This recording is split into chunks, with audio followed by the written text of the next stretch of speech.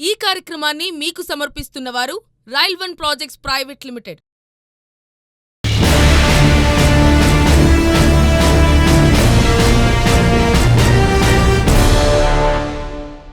పద్మనాభ నమస్కారం అండి. సికింద్రాబాద్ నుంచి మీ అభ్యర్థిత్వం ప్రకటించగానే సజ్జన్ గెలిచేశాడన్నారు, ఎందుకట్లా? గతంలో నుంచి అంటే దాదాపు ఈ హైదరాబాద్ సిటీ దీంట్లో నన్ను గుర్తుపట్టని వ్యక్తి ఉండరు, నాకు పరిచయం లేని వ్యక్తి లేడు. నేను హైదరాబాద్లో మేము పుట్టింది పెరిగేంత ఇక్కడనే, దాంట్లో అందరితో సత్సంబాలు ఉండే. లోకల్ యాక్టివిటీస్ అవి చేస్తే పద్మనాభం కానీ అందరు పద్యాన అంటుంటారు. పద్యాన్ని అంటే ఏంటి? ఇక అది నిక్నేమ్ లేక పట్టేది నాకు, అంటే పద్యాన అంటుంటుంది. పద్యాన్ అంటే ధైర్యం, పద్యాన్ అంటే అది ఆ పేరు ఒరిజినల్ పేరు ఎక్కడో పోయింది, ఇక పద్యానాన్ని నిక్నేమ్ పడిపోయింది అది, అంతే. మీరు గెలిస్తే బారాసా నుంచి మీరు ఎంపీ అవుతారు. కిషన్ రెడ్డి గారు గెలిస్తే అక్కడున్న అధికారం వస్తుంది. అధికారం వచ్చేవాళ్ళు కోటేస్తారా, లేకపోతే అధికారం లేని వాళ్ళు కోటేస్తారా జనం? అట్లానే ఇక్కడ జీవం ఏమి ఉండేదే, వ్యక్తి పనిచేసే వ్యక్తి కావాలని కోరుకుంటారు. కానీ భారతదేశంలో ఇక్కడ బీజేపీకి సికింద్రాబాద్ సీట్ ఒకటి రాకుంటే వాళ్ళకి వచ్చిన పార్టీకి వచ్చిన నష్టమే ఉండదు కదా. 400 సీట్లు వస్తాయని చెప్తా ఉన్నారు. సరే, ఎన్ని వస్తాయో జనాలు డిసైడ్ చేస్తే ఇది మీరు మేమో వాళ్ళు కాదు. దాంట్లో వచ్చేదంటే ఒక సీట్ తక్కువ పడితే బీజేపీకి పెద్ద నష్టపోయేది ఏమంటే. కిషన్ రెడ్డి గారిని ఇంటర్వ్యూ చేయడం జరిగిందండి మీకంటే ముందు. ఆయన ఏమంటారంటే, నేను గెలిస్తే మంత్రిని అవుతా, మంత్రిని అయితే అభివృద్ధి చేసి చూపిస్తా, నా ప్రత్యర్థులు ఉన్నారు కదా, ఇప్పుడు మంత్రిగా ఉన్నాడు కదా, ఆయన ఒక పత్రం ప్రకటించారు కదా, నేను ఇంత చేశాను, ఏమని, నేను అది తీసుకొచ్చాను ఇవి తీసుకొచ్చాను సికింద్రాబాద్కి.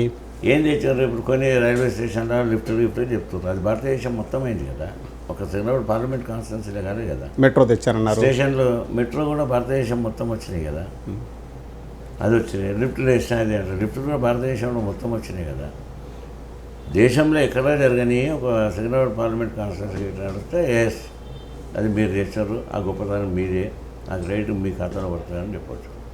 దేశమంతా జరుగుతూ ఉన్నాయి, మీకు తెలుసు, మాకు తెలుసు, జనాలందరికీ తెలుసు. ఇలా ఎయిర్పోర్ట్స్ ఉన్నాయి, మొత్తం దేశం మొత్తం మీద ఎయిర్పోర్ట్స్ అని ఆధునీకరణ చేస్తూ ఉన్నారు. అట్లాగే రైల్వే స్టేషన్లు ఉన్నాయి, స్టేషన్లన్నీ ఆధునీకరణ అనేది ఇస్తూ ఉన్నారు. దేశం మొత్తం మీద, భారతదేశం మొత్తం మీద ఒక సికింద్రాబాద్ పార్లమెంట్ కాన్స్టిట్యున్సీని ఈ రైల్వే స్టేషన్లో ఆధునీకరణ జరిగి ఇంకెక్కడ జరగలేదు అంటే అది మీ గొప్పతనము, మీ ఖాతాలో పడుతుంది, మీరే చేశారని చెప్పుకోవచ్చు. పద్జన్న గెలిస్తే చేయగలిగేది ఏంటి? ఏంది ఇక్కడ ఈ స్టేట్ నుంచి, ఈ రాష్ట్రం నుంచి గొంతెత్తాం అక్కడ పార్లమెంట్లో. ఈ రాష్ట్రానికి నిధుల విషయాలే కానీ ఇంకేదైనా జరిగేది కానీ ఒక పద్యానం అంటే సికింద్రాబాద్ పార్లమెంట్కి పరిమితం కాదు, అది దేశం గురించి మా వాయిస్ గొంతెత్తాం అక్కడ. దాంట్లో మేము జరిగే విధంగా ప్రయత్నాలు చేస్తాం. అంటే బారాసా నుంచి మీరు చూస్తారన్నారు, మొట్టమొదటి నుంచి మీరు ఉద్యమ పార్టీ నుంచి ఉన్నారు. కేసీఆర్ గారు ఏమన్నారంటే, పద్జన్న ఏమన్నా వీడితే అతనే లాస్ట్ పర్సన్ అన్నాడు. అంత నమ్మకం ఎట్లా కల్పించారు మీరు కేసీఆర్ గారికి? అంటే ఆయనకున్న ఇప్పుడు చూస్తూ ఉన్నాడు కదా, నిన్ననో ఇవాళనో సంవత్సరం 2 సంవత్సరాలు కాదు, దాదాపు టీఆర్ఎస్ పార్టీ పెట్టినప్పటి నుండి ఇప్పటిదాకా నేను ఒక కమిట్మెంట్ మాదంతే, అందులోనే ఉన్నాం, వాళ్ళెంబడే ఉన్నాం. గట్టి నమ్మకము, భరోసా కావాలి ఎవరికే కానీ. ఆ భరోసా ఆయనకున్నది, నేను తిరిగినట్టు కాబట్టి చెప్పడం జరిగింది. ఇంతకుముందు చాలామంది ఎంపీలను ఇంటర్వ్యూ చేయడం జరిగింది, ఎంపీ క్యాండిడేట్స్ని. ఇట్లా లోపలికి వస్తుంటే అసలు ఈ గొంతు ఏంటి, ఈ చిన్న ఇల్లు ఏంటి అంటే, మీరు మినిస్టర్గా చేశారు, డిప్యూటీ స్పీకర్గా చేశారు, ఎమ్మెల్యేగా చేశారు, ఇన్ని పదవులు చేసి ఇంత చిన్న గల్లీలు ఇక్కడ ఉండదు చూస్తే మీ లైఫ్ స్టైల్ చూస్తే ఆశ్చర్యం వేస్తుంది. అదే కదా మాకున్న గొప్పతనం, పద్యాన్న అనే ఉన్నది. ఆ గొప్పతనం ఇవాళ సిటీలో కూడా వాయిస్ చేస్తుంది అంటే కూడా అదే కారణం. ఎటువంటి అవినీతిగా తావివ్వకుండా ఇక్కడంతా ఒక మా సికింద్రాబాద్ అసెంబ్లీయే కాదు, నేను ఎమ్మెల్యే కానీ 4 పర్యాలు. ఇప్పుడు ఎవరు వచ్చినా కానీ మాతో వీరైనా పని చేయడం, ఫోన్ చేయడం, చెప్పడం, ఇమీడియట్గా స్పందించడం, ఇవన్నీ ఉంటున్నాయి. కాబట్టి ఆ మెసేజ్ ఇవాళ పార్లమెంట్ కాన్స్టిట్యున్సీ మొత్తం పోయింది. అసలు గూగుల్ మ్యాప్ పెట్టుకుంటేనే అటు ఇటు తిరగాల్సి వచ్చింది మీ ఇంటికి రావడానికి. అంటే ఇంత సింపుల్గా ఒక మంత్రిగా ఇంత సింపుల్గా ఉంటే ఎట్లా సాధ్యమైంది? మీకు ఇంకా వేరే వ్యాపారాలు ఏమున్నాయి? వ్యాపారాలు ఏమి లేవు మాకు. మరి ఎట్లా డబ్బు ఎట్లా అంటే ఉండదంటే చదువుకుని అలవాటు చేసుకున్నాం. ఇప్పుడు మనకునే ఒక గ్లాస్ మంచినీళ్ళు ఆడ మనకు దాగం వేస్తామది, 4 బట్టలు తాగాలి, నాకు వీలు లేదు, ఆ ఒక్క బట్టలు తాగేసి తృప్తి పడతాం. అంటే సంతృప్తి ఉంది లైఫ్లో. అంతే. అంటే మీరు రాజకీయ జీవితం మొదలుపెట్టినప్పుడు నేను మంత్రి అవుతానో లేకపోతే ఎంపీ అవుతానని అనుకోలేదు కదా. రాజకీయాలు వస్తారా రానని నాకు ముందు నమ్మకం లేకుండే. కార్పొరేటర్గా మొదలుపెట్టారుగా. నా కార్పొరేటర్ 1986లో పీజీఆర్ గారు అంటే ఖచ్చితంగా నువ్వు పోటీ చేయాల్సిందంటే నేను చేయను అని చెప్పిన ఆయనకు. నేను కన్విన్స్ చేసి అది చేసేసి ఒప్పించాను. మా ఇంట్లో మా బ్రదర్స్ని అడిగిన, జనార్దన్ రెడ్డి గారు ఇట్లా కార్పొరేటర్గా పోటీ చేయమన్నారంటే మా పెద్దన్న వాళ్ళు ఏం చెప్పారంటే చాలామంది ప్రయత్నాలు చేస్తూ ఉంటారు, టికెట్స్ దొరికాయి, నీకు టికెట్ ఇస్తామని చెప్పి పోటీ చేయమంటే ఎందుకు వద్దంటున్నా గోయడ్ అని చెప్పాను. చాలా నెగిటివ్ అయినా చెప్పినా పోటీలో ఉంటాను చెప్పి. ఈ ప్రయాణాన్ని ఎక్కడ దాకా తీసుకెళ్తారు? ఈ ప్రయాణం ఇప్పుడు గల్లి నుంచి ఢిల్లీ దాకా పోతా ఉన్నాను. ఢిల్లీ దాకా పోతారు. పోయిన తర్వాత ఈ స్థానం కొడుకు రిజర్వ్ చేశారా లేదా? అక్కడికి ఢిల్లీ వెళ్ళిన తర్వాత ఈ స్థానాన్ని కొడుకు రిజర్వ్ చేశారా లేదా? అంటే మాకంటే ఒక హైకమాండ్ ఉంది, పార్టీ అధ్యక్షుడు ఉన్నాడు, పార్టీ అనేది ఉంటున్నది, అది నిర్ణయం వాళ్ళ చేతి ఉంటుంది కదా. మరి మీరు అడగాలి కదా. ఇప్పుడు నీ కొడుకు నువ్వు చేసుకుంటున్నావు కదా, మరి నా కొడుకు సంగతి ఏంటని ఎట్లా అడుగుతుంది? దేశంలో ఎక్కడనే కానీ మన తర్వాత మన తరం కావాలని ఎవరైనా కోరుకుంటారు. ఇప్పుడు మా కేసీఆర్ గారు ఉన్నారు, రేపు పార్టీ అధ్యక్షుడు ఉంటే కేటీఆర్ గారు ఉన్నారు కాబట్టి ఆయన నేచురల్, ఆయన అవుతాడని ఒక నమ్మకం ఉంటుంది. మాకు కూడా మన ఆశపడడంలో తప్పు లేదు, సాధించడంలో తప్పు లేదు, కానీ చేసేది మాత్రం మా హైకమాండ్. మీరు అడిగారా లేదా? నేనేం అడగలేదు. అడగకుండా ఎట్లా వస్తుంది? ఇప్పుడు వెళ్ళి ఓటు అడిగితేనే కదా ఓటు వచ్చేది.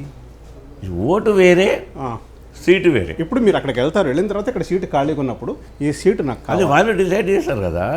పార్టీ ఉంది, అధ్యక్షుడు ఉన్నాడు, అది డిసైడ్ చేయవచ్చింది నేను కాదు, మా పార్టీ అధ్యక్షుడు. ఒక ప్లాన్ ఉండాలి కదండి. మనం ఢిల్లీ దాకా వెళ్తున్నప్పుడు ఇక్కడ ఖాళీ సీటు వదిలిపెట్టి వెళ్ళలేం కదా. అది ఏమో మా దాంట్లో ఆ ప్రతిభ ఏంటంటే మా వాళ్ళని ఎవరైనా చేస్తుండొచ్చు. మరి అంత నమ్మకంగా పార్టీని కాపలా కాసుకుంటున్నప్పుడు ఆ మాత్రం పార్టీ వెనక్కి ఇవ్వదా?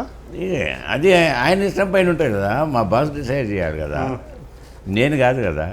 సరే, చివరికి ఒక ప్రశ్న, మీకు టైం అయిపోయింది. చివరికి ఒక ప్రశ్న, అందరూ బారాసలు ఎందుకు వీడి వెళ్తున్నారు? ఏమన్నా అసలు అనలైజ్ చేశారా మీరు? ఇదంతా అప్ అండ్ డౌన్స్ నడుస్తూ ఉంటాయి. కొందరు వ్యక్తిగత కారణాలతో వెళ్తుంటారు, కొంచెం స్వలాభం కూడా వెళ్తూ ఉంటారు. ఇప్పుడు నేనే చెప్పిన, మీరు అడిగిన ఇంత చిన్న ఇంట్లో మంత్రిగా, ఎమ్మెల్యేగా, డిప్యూటీ స్పీకర్గా ఎట్లా ఉన్నారు, ఇది నా స్టైల్. ఇది నా ఈ లైఫ్కి నేను అలవాటు పడిపోయినా. చాలామంది ఉంటారు, వ్యక్తిగత స్వలాభం ఉండొచ్చు, ఇంకేదైనా ఉండొచ్చు, పవర్న పార్టీలకు పోతే ఏదైనా మేలు జరుగుతుందని ఆశపడుతుండొచ్చు, పోతుండొచ్చు. అంటే ఒక ఉద్యమం పార్టీని వదిలి వెళ్ళాలంటే ఆ ఉద్యమం మీద నమ్మకం లేక, నాయకత్వం మీద నమ్మకం లేక? నాయకత్వం లేకుండా ఇక్కడ కనుక మా సుదీర్ఘమైన ప్రయాణం ఎట్లా జరుగుతుంది? వాళ్ళంతా ఇంట్లో ఉండాలి కదా. ఇప్పుడు పోయినారంటే అది పోయే వాళ్ళకి కనుక వాళ్ళు ఏం ఆశించిపోతున్నారో వాళ్ళు మాకు తెలియదు. కానీ మేము మాత్రం ఆశలని ఏం లేవు. కమిట్మెంట్, మనిషి మీద నమ్మకం అనేది ఒకటి ఉండాలి.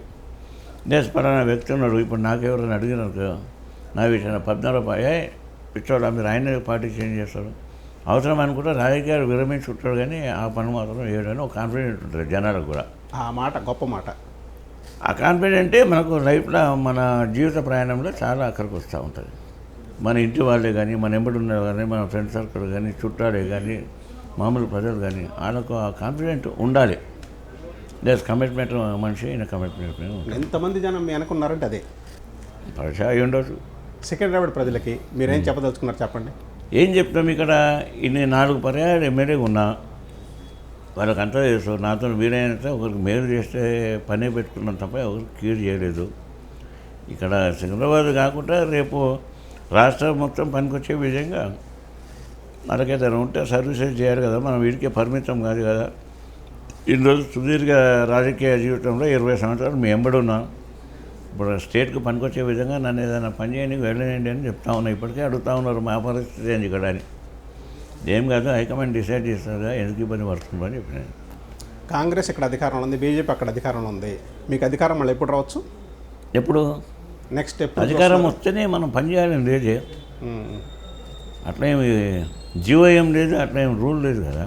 అంటే అధికారం లేకుండా కూడా మీరు సేవ చేశారు. ప్రశ్నించే గొంతుగా ఉండాలి అంటే దాంతో అధికారం లేకుండా కానీ లాభం జరగవచ్చు. మీరు రేపు పార్లమెంట్లోకి ప్రశ్నించే గొంతుగా అవుతారంటారు? ఎందుకమ్ము? ప్రజల తరపున. ఇక తెలంగాణ మీరు ఉండేది? నేను ఉండేది మీ ఓటర్. నేను మా ఓటర్ కదా. మీ లీడర్ అక్కడ పార్లమెంట్లో గొంతు ఎత్తుంటే మీకు హ్యాపీ కదా? ఖచ్చితంగా. పని నేను చేస్తాను. మా సమస్యను ప్రస్తావిస్తాను, అంతకంటే ఎవరు హ్యాపీ ఫీల్ అవుతారు? నేను అదే చేసేది పని. ఫస్ట్ మీ ప్రజల తరపున ఏం ప్రశ్నిస్తారు చెప్పండి. ఎక్కడ? పార్లమెంట్లో. కానీ రాష్ట్రానికి సంబంధించిన ఇష్యూస్ ఏ ఇష్యూ అని ఉండేది, ఒకటి ఇది అది అని కాదు. నిధుల గురించే కానీ, ఇక్కడ డెవలప్మెంట్ గురించే కానీ, ఏ జరిగినా తెలంగాణ రాష్ట్రంకు డెవలప్ కావాలి కాబట్టి రాష్ట్రంకి ఏ అవసరం అయితే ఉంటుందో ఆ విషయం ఖచ్చితంగా పార్లమెంట్లో రేజ్ చేస్తాం. మీరు పార్లమెంట్కి ఎన్నికై ప్రజల తరపున పోరాడాలని, ప్రశ్నించాలని కోరుకుంటూ నమస్కారం అండి. నమస్కారం.